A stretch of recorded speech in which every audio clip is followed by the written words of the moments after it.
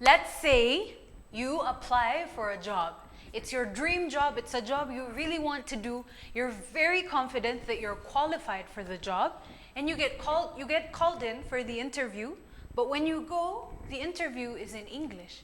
And just because you're not able to present yourself properly, you don't get the job. That would be really sad, አይደለ?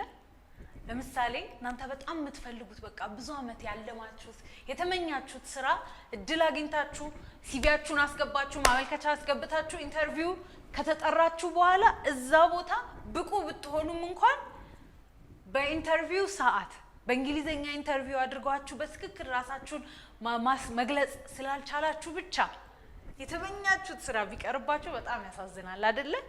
ዛሬ ምን እናደርጋለን? ይሄ ሁኔታ በእናንተ ህይወት እንዳይፈጠር ለኢንተርቪው በእንግሊዘኛ ለሚደረግ የስራ ኢንተርቪው እናዘጋጃችኋለን። We will help you prepare for an English job interview. በብዙዎቻችሁ ጥያቄ መሰረት ያመጣ ነው ያዘጋጀነው ትምህርት ነው።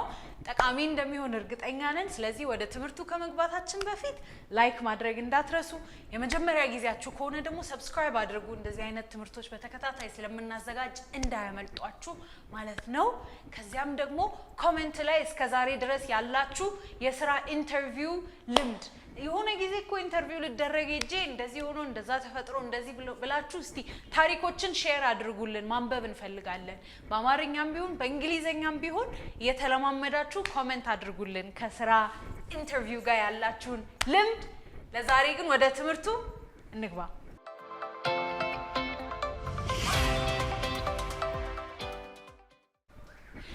Hello everybody, welcome to Maru. Today we have a very special lesson for you, job interview or how to prepare for a job interview የሚል ትምህርት አዘጋጅተንላችኋል። All right, መጀመሪያ ላይ ምን ብለን ነበረ? Let's say you've applied for a job or let's say you applied for a job ብለናል። apply ማለት ምን ማለት ነው? To apply ማለት ለሆነ ነገር ማመልከት። Okay? So when you apply for a job ማለት ስራ ወይም የሆነ የአንድ ስራ ድርሻ። ኦኬ የሥራ ድርሻ ጆብ ይባላል። ለዛ ጆብ ማመልከቻ ስታስገቡ to apply.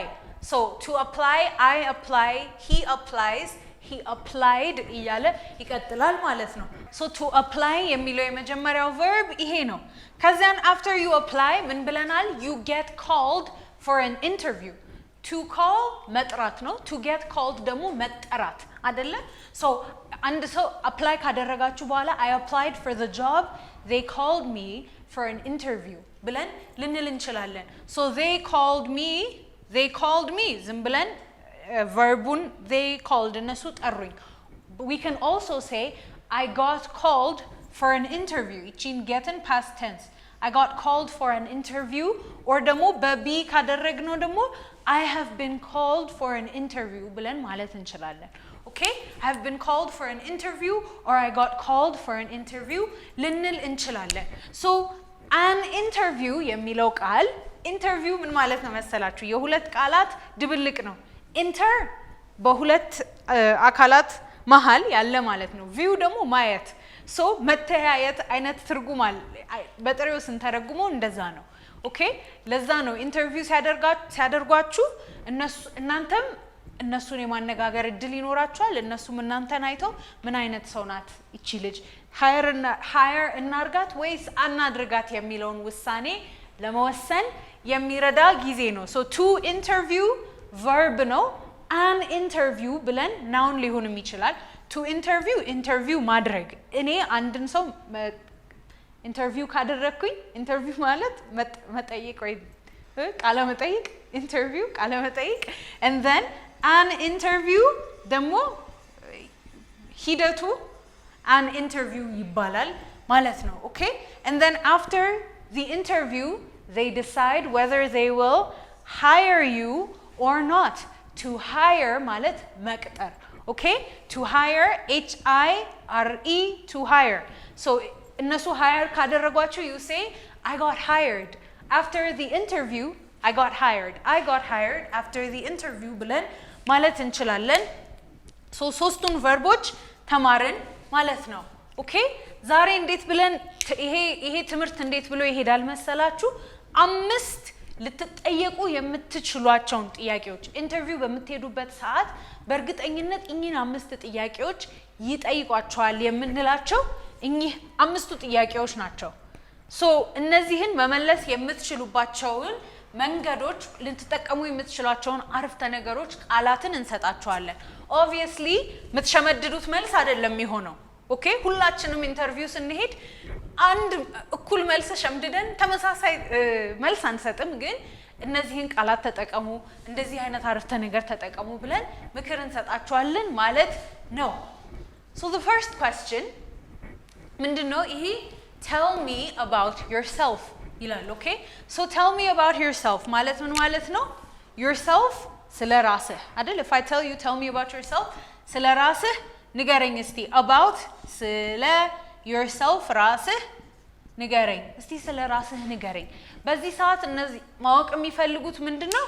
እንትን ተወልጄ እንትን አመቴ ነው እንትን አደግኩኝ ሳይሆን they want to know your work experience. Please tell me about yourself ብለው ሲሏችሁ what you can do is ሲቪያችሁን you just run through your CV.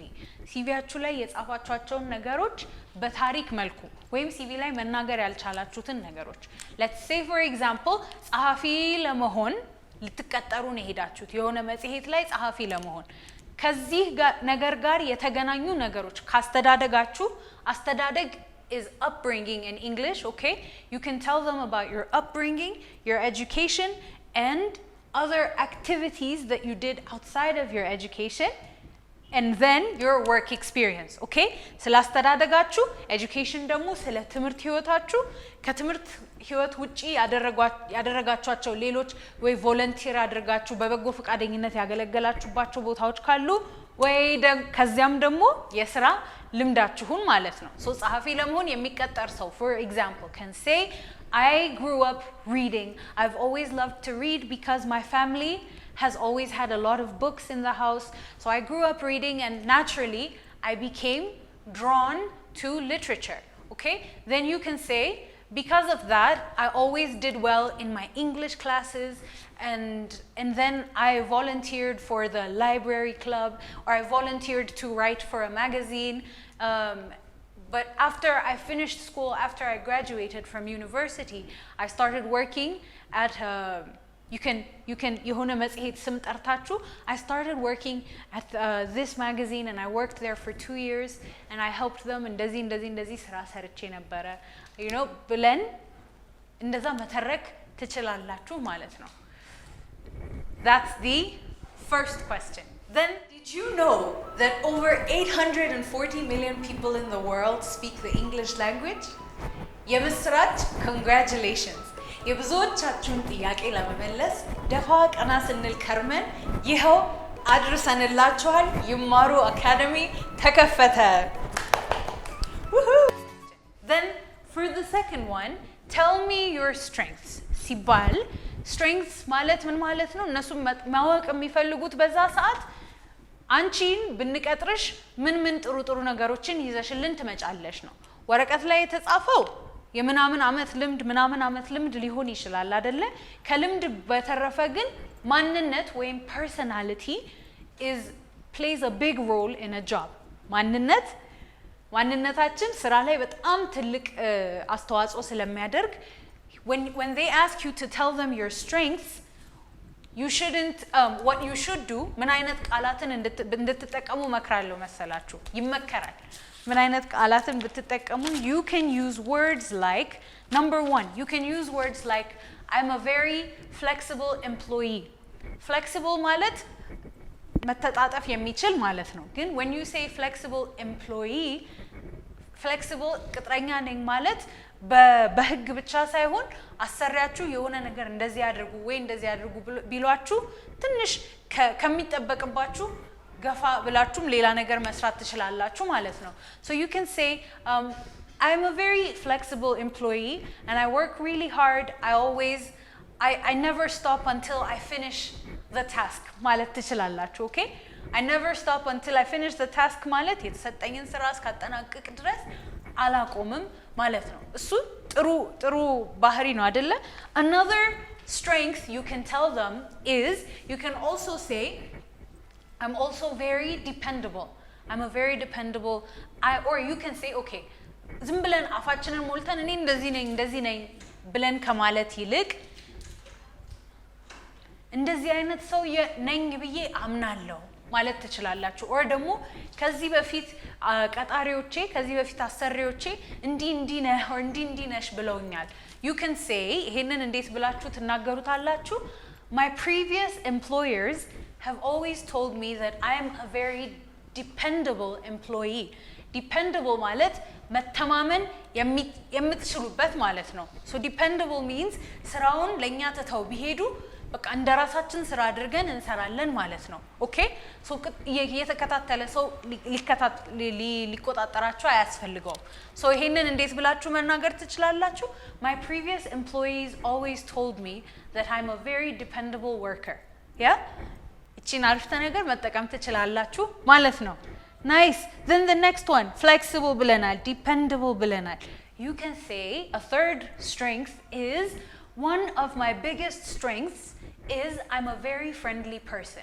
Okay, one of my biggest strengths is that I'm a very friendly person. So I'm very good at teamwork, and it doesn't take me a long time to get close with my coworkers ማለት ትችላላችሁ። okay, so ልድገምላችሁ ይሄን አረፍተ ነገር። you can say one of my biggest strengths, okay, one of my biggest strengths is I'm a very friendly person. okay, you can say this means that I work very well in a team. It doesn't take me a long time to get comfortable with my co-workers. okay, co-workers የስራ ባልደረቦች. all right, so co-workers የሚለውንም ቃል ነግረናችኋል ማለት ነው። then አራተኛ strength ልትናገሩ የምትችሉት, you can say I think one of my best qualities is that I thrive under pressure. እቺ thrive የምትለው ቃል ትንሽ advanced የሆነች ቃል ልትሆን ትችላለች፣ ግን thrive ማለት ምን ማለት ነው መሰላችሁ? እንደ መለምለም አይነት ነገር። ኦኬ አንድ ሰው ዝም ብሎ መኖር አለ, there's to live. to thrive ግን በደንብ በቃ የሆነ ብዙ ፍሬ ያፈራን በጣም ደስተኛ የሆነን በቃ በሁሉም ነገር መልካም ፍሬን ያፈራን ስንኖር I am thriving ማለት እንችላለን። I am thriving in this place. so if you say I thrive under pressure, ምን ማለት ነው? pressure ማለት የሆነ ግፊት ማለት ነው።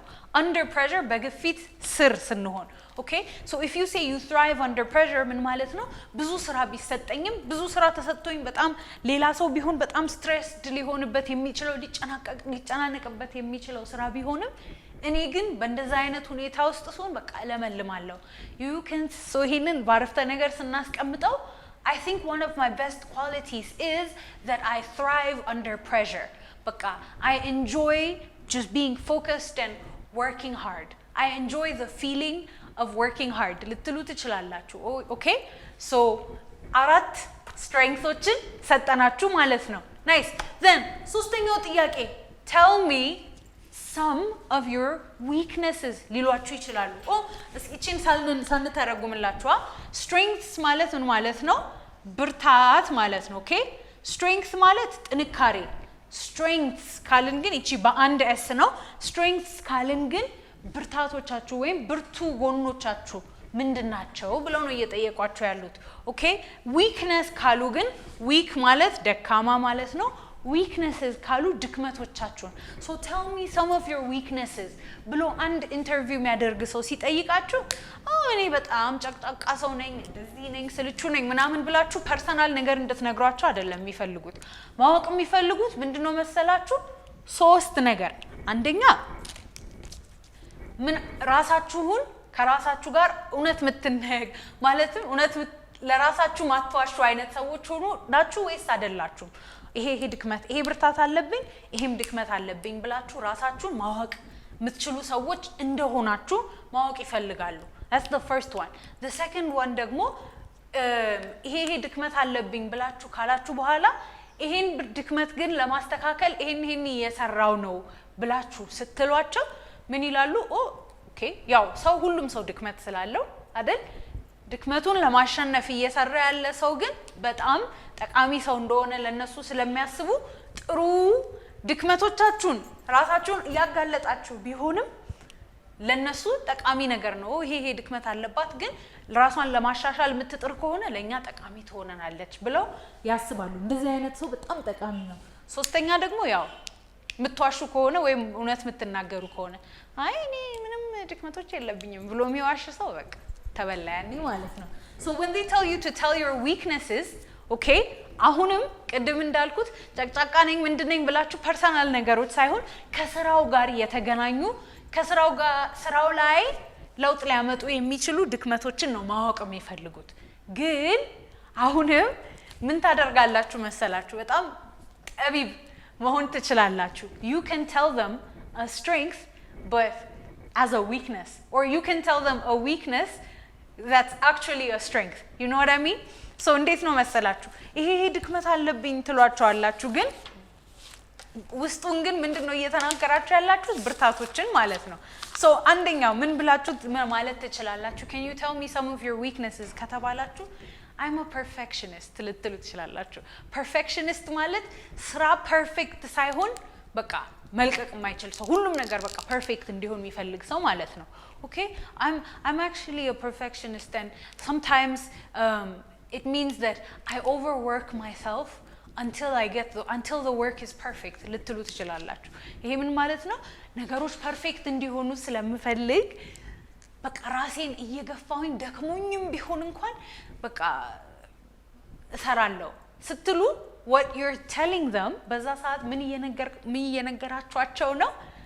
ለእናንተ ስራ ብዬ ራሴን እየጎዳሁም ቢሆን እሰራለሁ እንደዛ አይነት ሰው ነኝ እያላችሁ ነው። እና በቃ sometimes I get really tired because I overwork myself ልትሉ ትችላላችሁ።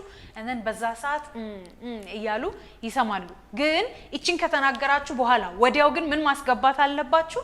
I'm a perfectionist and I overwork myself sometimes until I believe the work is perfect ካላችሁ በኋላ ግን ይሄንን ድክመት ለማሸነፍ እየተጠቀማችሁ ያላችሁትን መንገዶች መናገር አለባችሁ። But I'm trying very hard to remind myself to calm down or not to stress. I'm trying hard to teach myself to not stress about these things. ልትሉ ትችላላችሁ። Then a second weakness you can tell them, perfectionist ነኝ ከማለት other than telling them that you're a perfectionist, you can tell them I'm very bad at sharing the workload. I'm very bad at sharing workload. I always try to do everything myself. This is good, okay? ከዛም ጋር ከፐርፌክሽኒስት ጋር ማች ሊያደርግ ይችላል። It's a weakness, ግን በጣም መጥፎ የሆነ ስራ የሚያበላሽ አይነት weakness አይደለም. So you can say I have a very hard time sharing the workload. I always end up doing everything and that really overwhelms me or I get overworked. But I'm learning or I'm reading a book about sharing responsibility. Okay? So I have a very hard time sharing the workload and I work until I'm overwhelmed. But I'm reading a book these days about what it's like to share responsibility and work in a team. Or you can say I'm reading a book about building teamwork. Okay? በቡድን አብሮ የመስራት ክህሎትን መገንባትን የሚያስተምር መጽሐፍ እያነበብኩኝ ነው። I'm reading a book about building teamwork. ካላችሁ ስህተት ድክመት አላት ለኛ ጎጂ የሚሆን ድክመት አይደለም ግን ይሄን ድክመቷን ደግሞ ለማስተካከል እየሞከረች ነው ብለው ጥሩ ነጥብ ይሰጣችኋል ማለት ነው። ናይስ። እንዴት ነው እስካሁን ድረስ እየጠቀማችሁን መረጃ ካገኛችሁ አደራ ኮሜንት ማድረግ እንዳትረሱ። Then the next one, number 4 says, where do you see yourself in 5 years? In 5 years ማለት በ5 ዓመት ውስጥ ወይም በ5 ዓመታት ውስጥ where do you see yourself? ራስሽን ወይም ራስህን የት ታያለህ? ይሄ በአማርኛ የት ታያለህ አይባልም ግን ምን ማለት ነው? where do you see yourself in the future ካልን ወደፊት ምን አይነት ሰው ሆነሽ ወይ ምን አይነት ህይወት ይኖረኛል ብለሽ ትጠብቂያለሽ? ራእይሽ ምንድነው አይነት ጥያቄ ነው ኦኬ to see ማየት አይደለ so where do you see yourself in the future ከተባለ ስለ ራእይ ስለ ህይወት ራእያችን ነው ወይ ስለ ወደፊት እቅዳችን ነው እየተጠየቅን ያለ ነው ማለት ነው አይደለ so when they ask you where do you see yourself in 5 years you need an answer for this ለዚህ ጥያቄ መልስ ያስፈልገናል ኦኬ you shouldn't be like I don't know honestly እግዚአብሔር ያውቃል ምናምን አይነት መልስ ጥሩ አይደለም ኦኬ ሰው ምን አይነት ሰው ነው መቅጠር የሚፈልገው አላማ ያለው እና በስለ ህይወቱ ሲሪየስ የሆነ ሰው ነው መቅጠር የሚፈልጉት የመጀመሪያው እሱ ነው ሁለተኛው ደግሞ ማወቅ የሚፈልጉት ይሄ ሰው ከቀጠርነው በኋላ ረጅም ዓመት አብሮን ይዘልቃል ወይስ አይዘልቅም አይደለ የሚቀጥለው ሳምንት የተሻለ ደሞዝ ያለው ስራ ብታገኙ ተነስታችሁ የምትሄዱ ከሆነ አስተማማኝ አይደላችሁም ስለዚህ ይሄንን where do you see yourself in 5 years ከተባላችሁ you can say okay you can tell them I would like to build my career so ቅድም ጸሐፊ ሆኖ የሚቀጠር ሰው ብለናቸዋል አይደለ you can say I would like to build my career as a writer አሁን even though so I would like to build my career ማለት የሥራ ህይወት ወይም የሥራ የእድገት ጉዟችን ኦኬ so build my career እያደኩኝ መሄድ ፈልጋለሁ ማለት ነው ኦኬ so I would like to build my career as a writer and as I gain more experience I would like to grow into an editor ከዚያን senior editor and then eventually perhaps I can start my own magazine ልትሏቸው ትችላላችሁ so ይሄ መልስ ምንድነው እኔ በጸሐፊነት ማደግ ፈልጋለሁ even though I'm starting as a writer as a junior writer now I would like to build my career to become an editor and then perhaps the senior editor or the editor in chief yeah and then eventually maybe I can or eventually I would like to start my own magazine I would like to start my own magazine ማለት ትችላላችሁ ማለት ነው so you can say even though okay ያረፍተ ነገር አቀማመጥ even though I'm starting as አሁን የምትቀጠሩበት እንትን even though I am starting as dash የሆነ አሁን የምትቀጠሩበት position ወይም የሥራ ድርሻ አለ አይደለ ኮማታ አደርጉና I would like to build my career to become I would like to become a dash የሆነ ሌላ ወይ ማናጀር ከዛን and then a dash ከዛ ሌላ ከማናጀር በላይ ያለ ከዛ በኋላ ደግሞ የራሴን እንትን መጀመር ፈልጋለሁ ማለት ትችላላችሁ ይሄ በ5 አመት ውስጥ የሚሳካ ላይሆን ይችላል okay maybe in the next 10 years I can start my own magazine ልትሉ ትችላላችሁ so 5 አመት ያህል ቢያንስ እናንተ ጋር የሥራ ልምዴን መገንባት ፈልጋለሁ ብላችሁ ቃል እየገባችሁላቸው ነው ማለት ነው okay so this በዚህ መልኩ መመለስ ይቻላል አራተኛውን ጥያቄ and then አምስተኛው እና የመጨረሻው ጥያቄ do you have any questions for me ስትባሉ ከተባላችሁ okay do you have any questions for me ስትባሉ ምን ማድረግ አለባችሁ ቀድማችሁ ተዘጋጅታችሁ ነው መሄድ ያለባችሁ okay so you need two things to answer this question two things the first one is ስለ ኩባንያው በደንብ ሪሰርች ማድረግ ይኖርባችኋል ኦኬ እና እነሱ የሚፈልጉት አሁን ይሄ እድል ከተሰጣችሁ በዛውም ስለ ኩባንያው ያላችሁን ዕውቀት ታወራላችሁ I read on the internet that your company is እንደዚህ ነው or you can say I have heard of your company before እንደዚህ እንደሆነ I have heard of your company before or I read on your website that your company is dash so የናንተ ድርጅት እንዲ ስለሆነ ከናንተ ጋር በሰራ if I work with you or if I work for you I believe እንደዚህ እንደምጠቀም ትሉና መግቢያ የሆነች ትንሽ ዕውቀታችሁን ማሳየት ይኖርባችኋል ከዛ በኋላ ግን የምትጠይቋቸው ጥያቄ ምን አይነት ጥያቄ ነው የሚሆነው ነገ ስራውን ብትጀምሩ if you start the job tomorrow what kind of questions will you have for example you can ask what was the previous person like for example like I said you're working the example is that you are getting interviewed to become a writer አይደለ?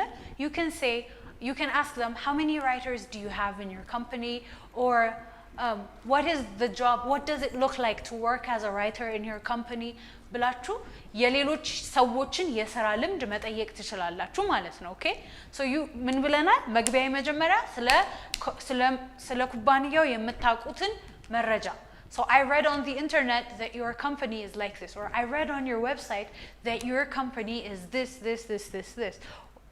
ማለት ትችላላችሁ። And I believe that maybe if I work for you, if I work with you, I can learn እንደዚህ ነገር, I can learn እንደዚህ, I can learn እንደዚህ ካላችሁ በኋላ but can you tell me what it looks like to work as a writer in this company, or how many writers do you have ብላችሁ የናንተ አይነት ሚናን የሚጫወቱ ሰዎች ስለነሱ ትጠይቃላችሁ ማለት ነው። ናይስ ምን ይመስላል? 5 ጥያቄዎችን አይተናል አይደለ? ተጨማሪ ማወቅ የምትፈልጉት ነገር ካለ ተጨማሪ እንዲመለስላችሁ የምትፈልጉት ጥያቄ ካለ ኮሜንት ላይ ጻፉልን። እሺ ምናልባት እኛውን አጠር ለማድረግ ብለን 5 ጥያቄዎችን ብቻ ነው የጠየቅናችሁ። በተከታታይ የዝግጅትን መቀጠል እንችላለን አይደል? ግን ያው ሁሉ ጊዜ የታወቀ ነው when you go for an interview you have to be clean, smart, confident.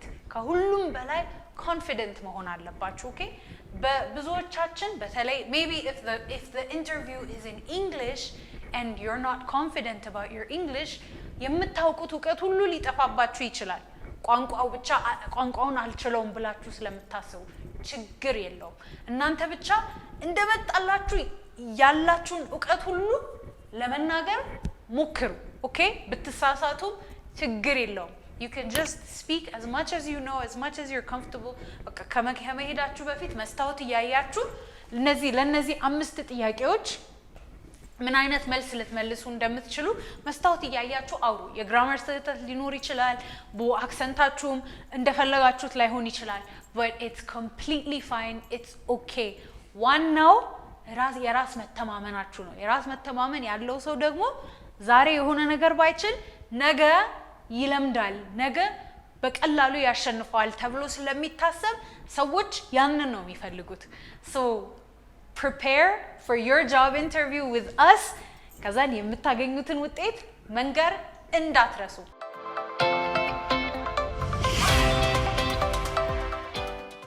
መጀመሪያም ላይ እንዳልናችሁ ደግሞ እስካሁን ድረስ ያላችሁን ልምድ ኮሜንት ላይ አካፍሉን። ከጠቀማችሁ ቪዲዮ ላይክ ማድረግ እንዳትረሱ። ለሌሎች ጓደኞቻችሁ ሼር አድርጉላቸው፣ እነሱ ይማሩ። Thank you so much for being with us. ልታገኙን የምትፈልጉ ከሆነ ቁጥራችንም አለ እዚህ ጋር ጽፈንላችኋል። በስራ ሰዓት ደውሉ፣ ቴክስት አድርጉልን፣ አግኙን። እናመሰግናለን።